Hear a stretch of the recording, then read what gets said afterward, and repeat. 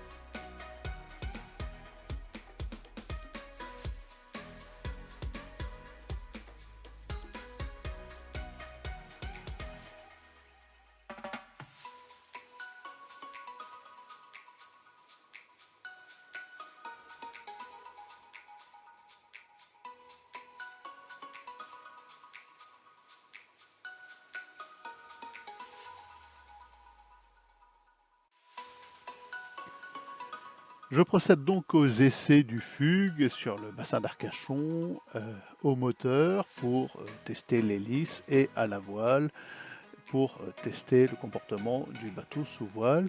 Alors tout ceci s'est révélé parfaitement sain. Le bateau fonctionne très bien, que ce soit au moteur ou à la voile. Voilà, avec la nouvelle hélice qui était montée à l'envers et que j'ai remontée à l'endroit, une hélice à pas variable. Le bateau avance bien à 5 nœuds à moins de demi-tour, ce qui est très honorable. Il se trouve que il y a un souci majeur sur le bateau. Je m'en suis aperçu à la première sortie, il y avait une voie d'eau par le puits de dérive. Or, il se trouve que le bricolage que j'ai pu faire, c'est-à-dire le déposage de la plaque de la table de ce qui surmonte le puits de dérive, l'encollage et le vissage et son boulonnage n'a pas suffi à étanchéifier le puits de dérive. Une sortie sous voile, je me suis retrouvé en 2 heures avec le bateau plein d'eau. Donc pas de quoi couler, hein. Le fond étant plat, il suffit d'un demi-seau d'eau pour donner une impression de grosse inondation. Or là, en 2 heures, voire 3 heures, il a fallu écoper au moins 3 seaux d'eau, ce qui rendrait ingérable toute possibilité de sortie en mer au large. Donc dans le bassin, il n'y a pas de risque, mais au large, c'est quand même assez dangereux et ça rendrait les navigations totalement impraticables. Ça ne serait pas du tout gérable en mer.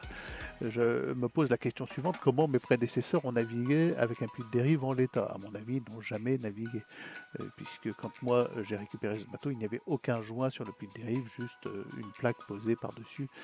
Donc ça relève de l'impossibilité pour moi et la décision a donc été prise de remettre le bateau sec et en chantier, de démonter, de déposer tout le système de treuil, de plaques par-dessus et de tout étanchéifier à la strate, de faire ça de façon sérieuse sur un gros chantier d'au moins une semaine, voire 15 jours. Donc cela reporte évidemment pour moi toute possibilité d'aller en Espagne, de sortir. C'est un contretemps évidemment, mais c'est un contretemps pour de la sécurité, pour du confort à bord. J'en profiterai aussi, puisque je vais ressortir le bateau, pour arranger certaines choses qui ne vont pas, comme le jeu dans la mèche de safran. Il y a une espèce de jeu, une bague qui n'est pas adaptée.